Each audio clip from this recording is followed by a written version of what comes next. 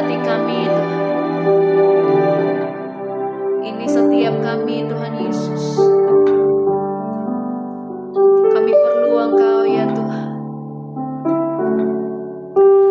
Bapa, lembutkanlah hatiku untuk dapat lebih mengasihi-Mu. Bapa, bentuklah diriku untuk dapat menjadi saksi-Mu dan mengerti rencana-Mu di dalam hidupku. Jadikan aku semakin indah di hadapan-Mu. Terima kasih Yesusku, terima kasih Yesusku. Puji syukur hanya bagi Tuhanku. Terima kasih Yesusku, terima kasih Yesusku. Puji syukur hanya bagi Tuhanku.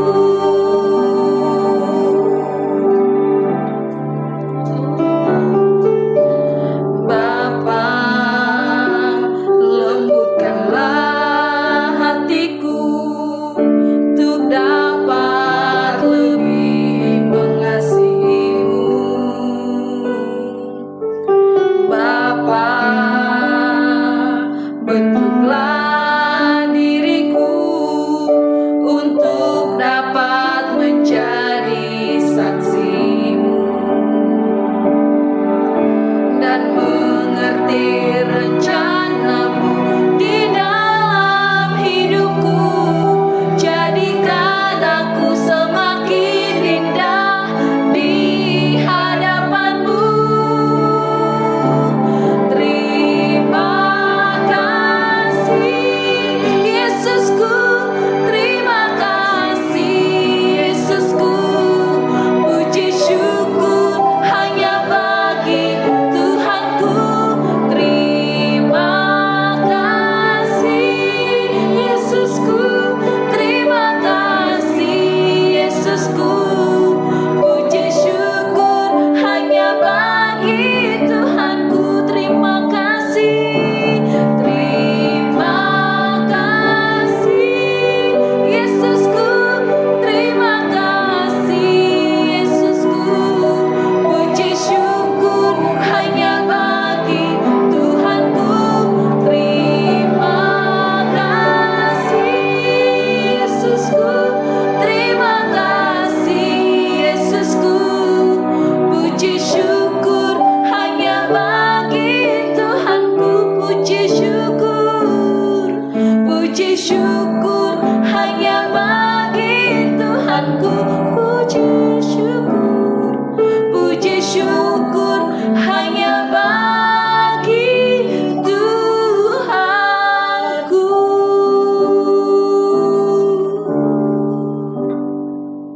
Segala pujian dan syukur hanya bagi-Mu ya Tuhan.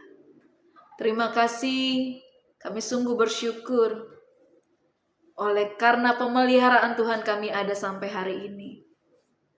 Oleh karena kasih karunia Tuhan yang terus menyertai kami boleh ada sampai hari ini. Kami tahu Engkau tidak pernah meninggalkan kami ya Tuhan. Karena Engkau Allah Immanuel yang selalu beserta dengan kami.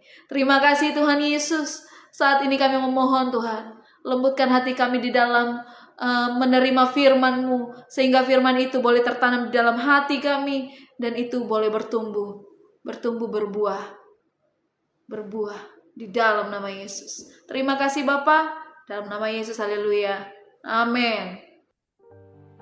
Shalom Bapak Ibu dan Saudara-saudari, kita berjumpa kembali di dalam Perenungan Intim dengan Allah, yang pada kesempatan ini akan membahas mengenai sarana anugerah Allah. Firman Tuhan yang akan kita pelajari bersama terdapat pada kitab 2 Timotius 3. Berikut adalah firman Tuhan di dalam 2 Timotius 3. keadaan manusia pada akhir zaman. Ketahuilah bahwa pada hari-hari terakhir akan datang masa yang sukar. Manusia akan mencintai dirinya sendiri dan menjadi hamba uang.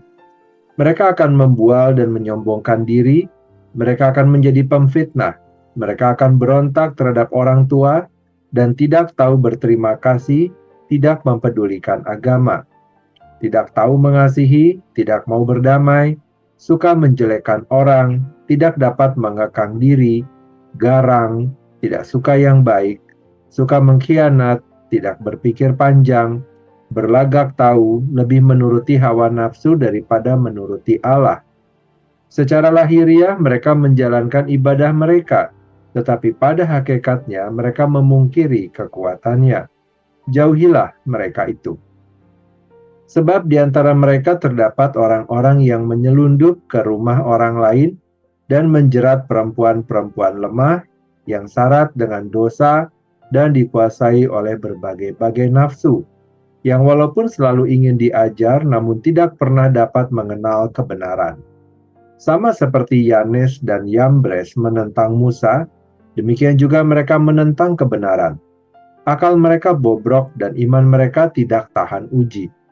Tetapi sudah pasti mereka tidak akan lebih maju karena seperti dalam hal Yanes dan Yambres, kebodohan mereka pun akan nyata bagi semua orang. Iman bertumbuh dalam penganiayaan dan dalam pembacaan kitab suci. Tetapi engkau telah mengikuti ajaranku, cara hidupku, pendirianku, imanku, kesabaranku, kasihku, dan ketekunanku. Engkau telah ikut menderita penganiayaan dan sengsara seperti yang telah kuderita di Antiokhia dan di Ikonium dan di Listra. Semua penganiayaan itu kuderita dan Tuhan telah melepaskan aku daripadanya. Memang setiap orang yang mau hidup beribadah di dalam Kristus Yesus akan menderita aniaya, sedangkan orang jahat dan penipu akan bertambah jahat. Mereka menyesatkan dan disesatkan.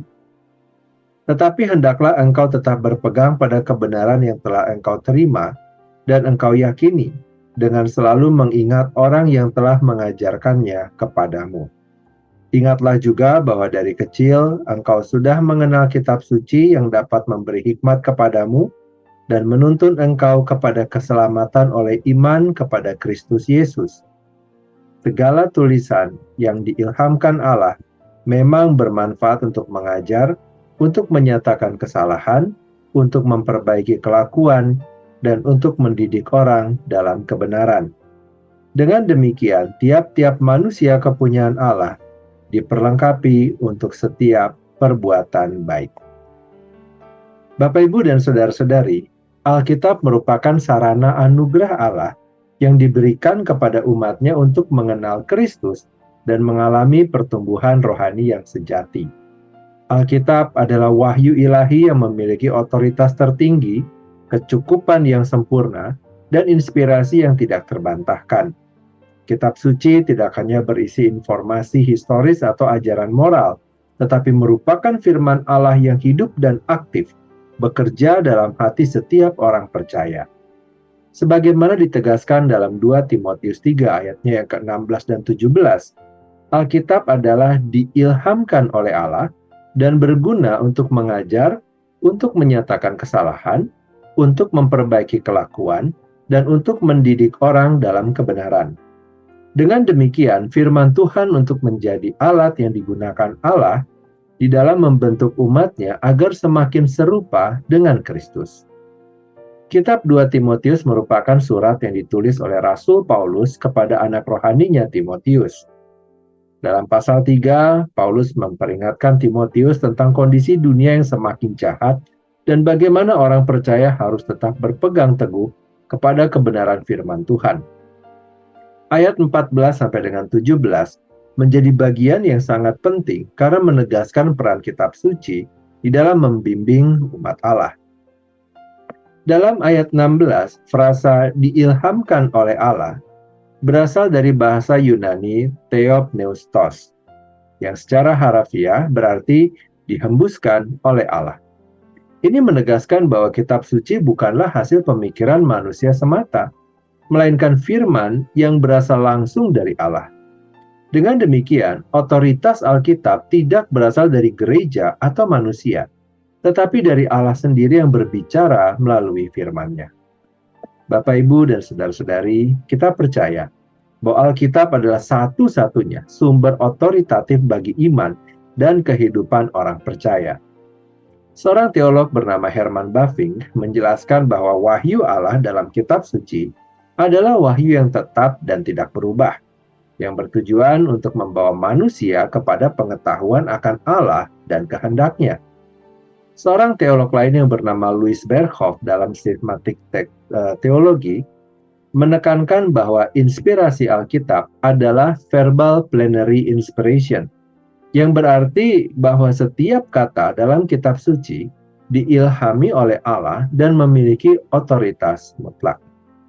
Alkitab berperan dalam menuntun orang kepada keselamatan, seperti yang ditegaskan dalam 2 Timotius 3 ayat 15.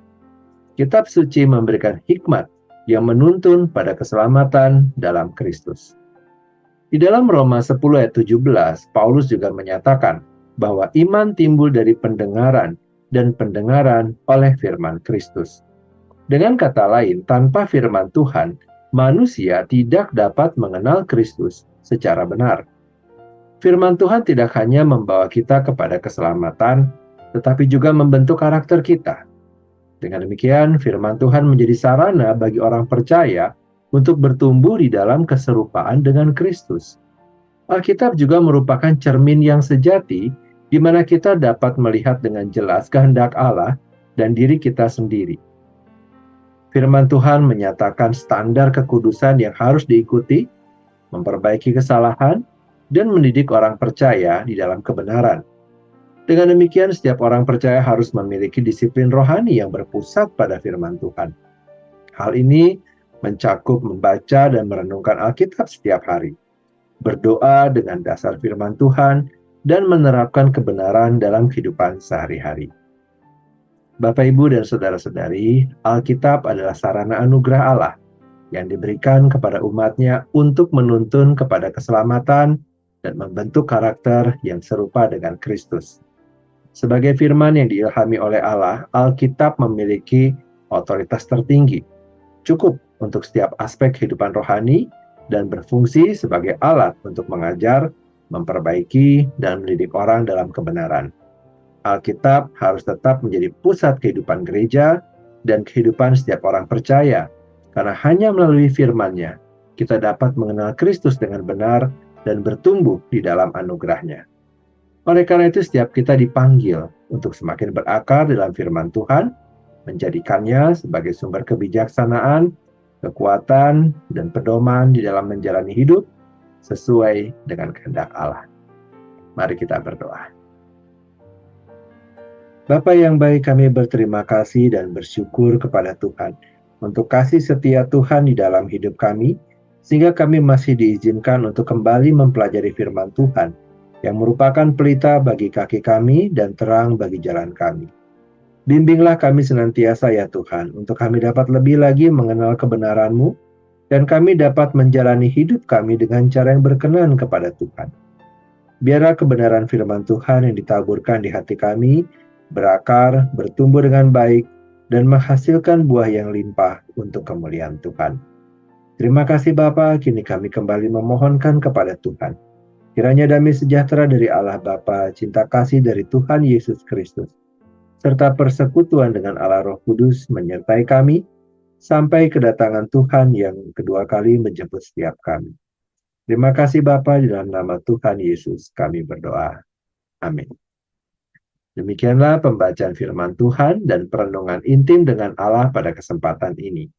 Sampai bertemu kembali di dalam perenungan intim dengan Allah berikutnya. Tuhan Yesus memberkati.